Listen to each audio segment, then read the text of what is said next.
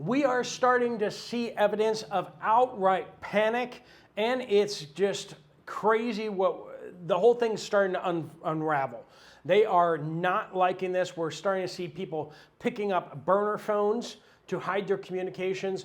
We got law firms being involved now. We got retreat statements being issued.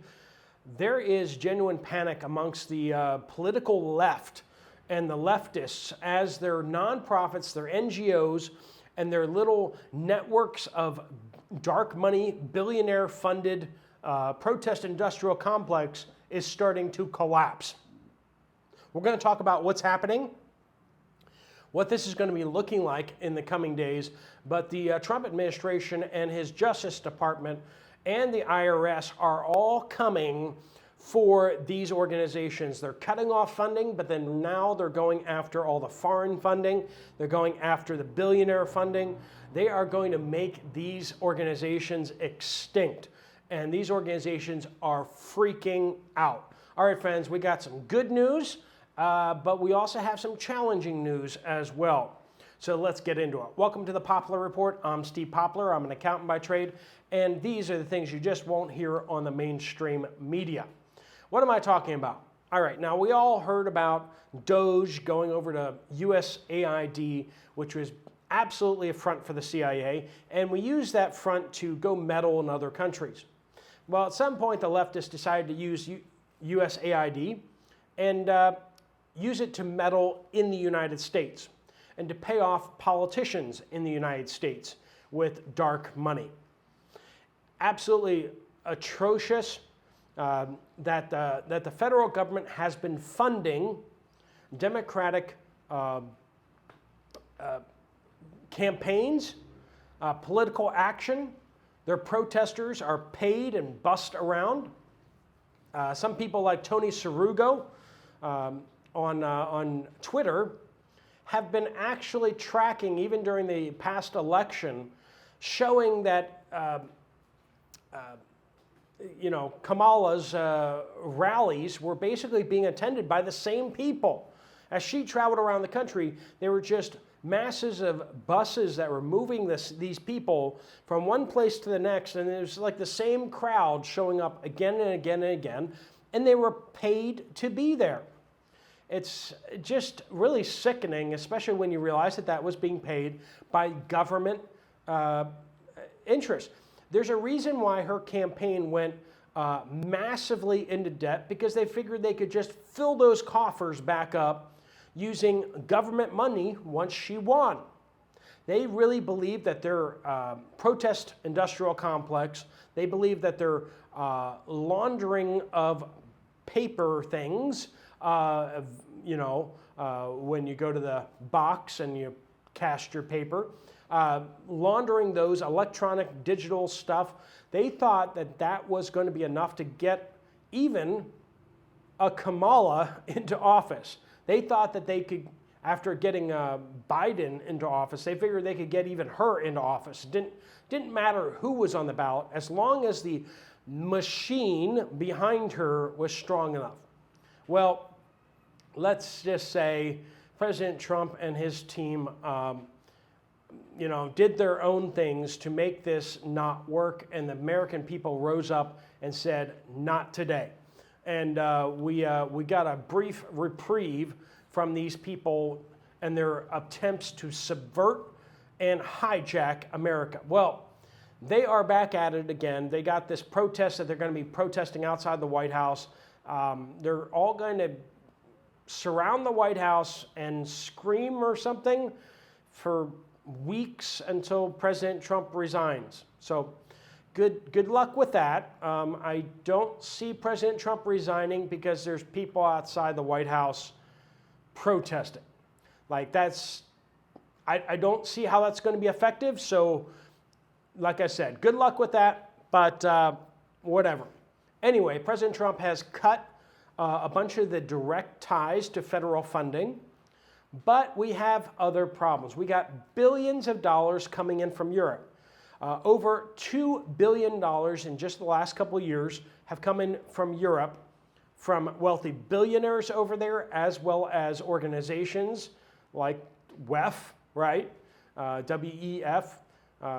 We got the World Economic Forum. We got European Union money coming in to fund political action and protests inside the United States, which is just insane. They are literally funding to subvert and to overthrow the U.S. government. There really should be consequences to this type of stuff.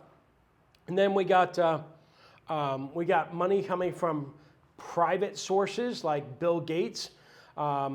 This is the challenge for the Trump administration. How do you cut this money off that is directly funding attacks on federal agents in the United States?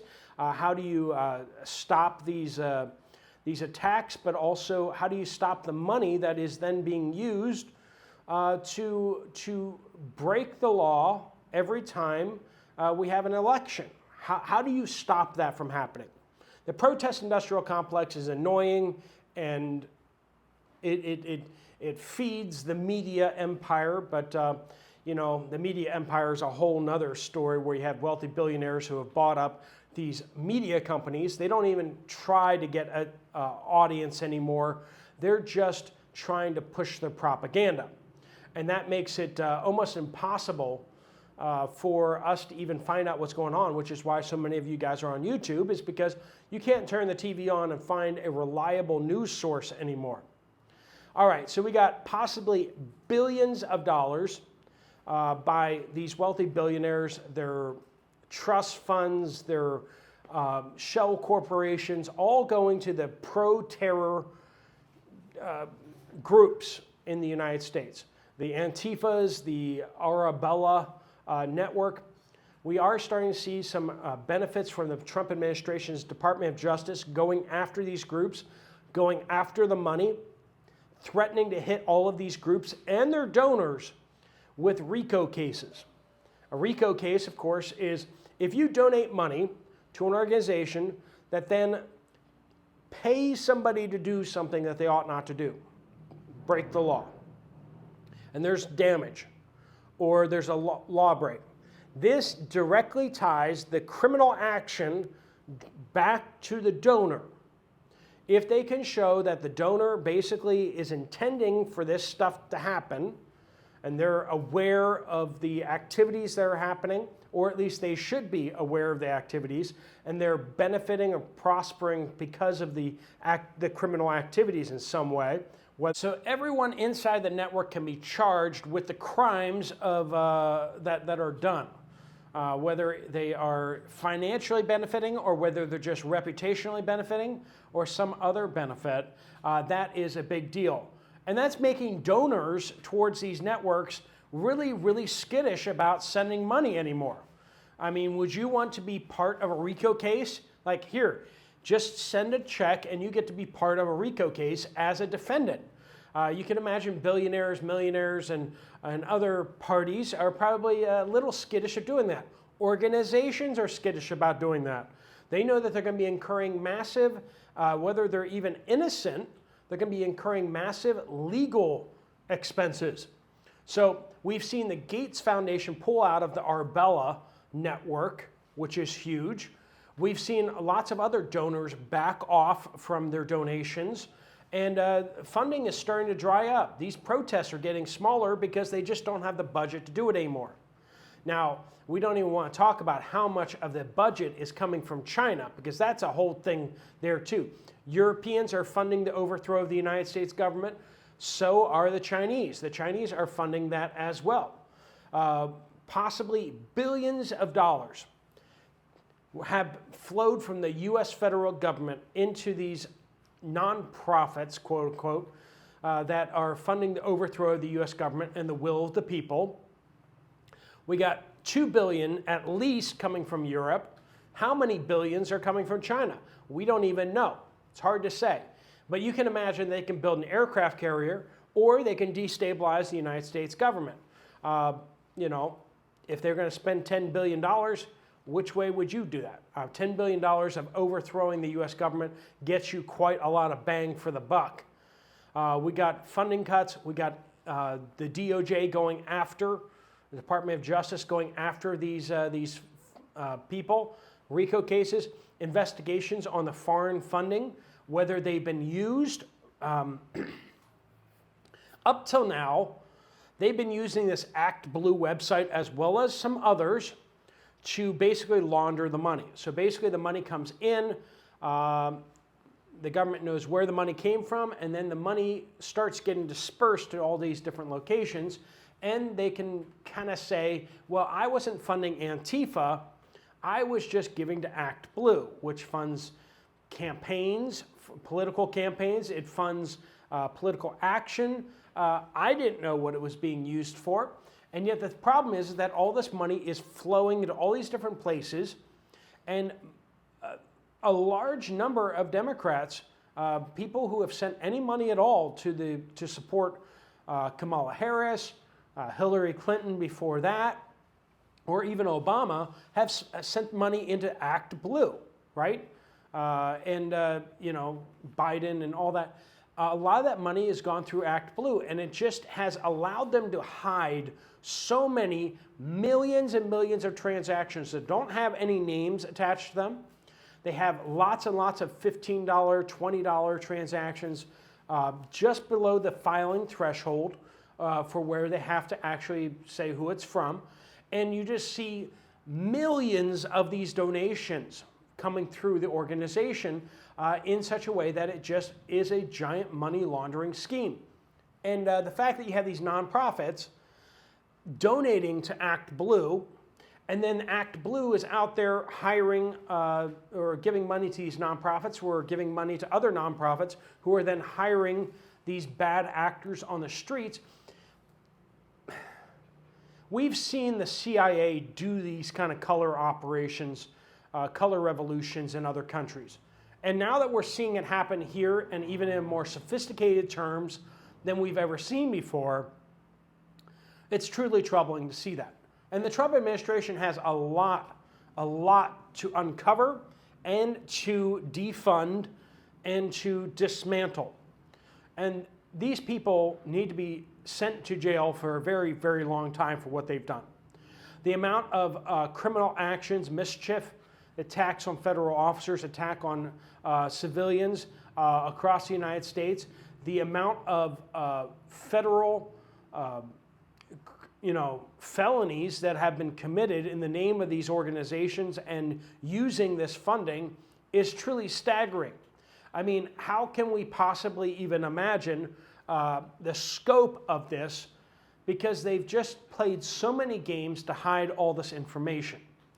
Well, things are starting to change. The Department of Justice and other agencies in the federal government have been tasked with unraveling all of this money. They're following the transactions. They're following the donors to all the way down to the foot soldiers that are getting paid in gift cards. It is absolutely ridiculous what has been happening here. Obviously, they've had to have time to infiltrate these networks, to get federal agents into these organizations like Antifa and the foot soldiers, to find out how these networks work. And what they're finding is truly troubling. So, what is this going to mean for things going forward? One, the Trump administration is hard at work on this.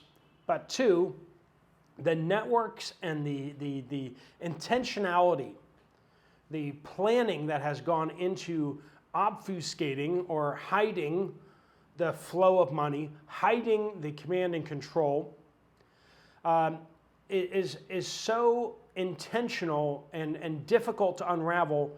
The question is, will this be able to legally be unraveled before the next election? I don't know. President Trump is obviously very highly motivated to figure this out and to fix these problems, because if he doesn't, he knows he's going to be spending the next rest of his life in a jail cell.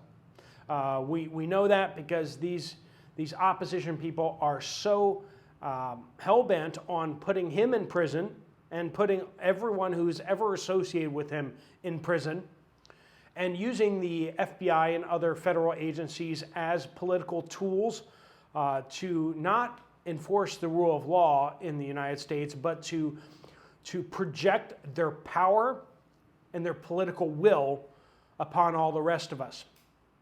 Remember back when they were building those FEMA camps that they want to put us all in, yeah, that's still their intention. They believe that us unwashed masses need to be controlled and need to be guided by these people, and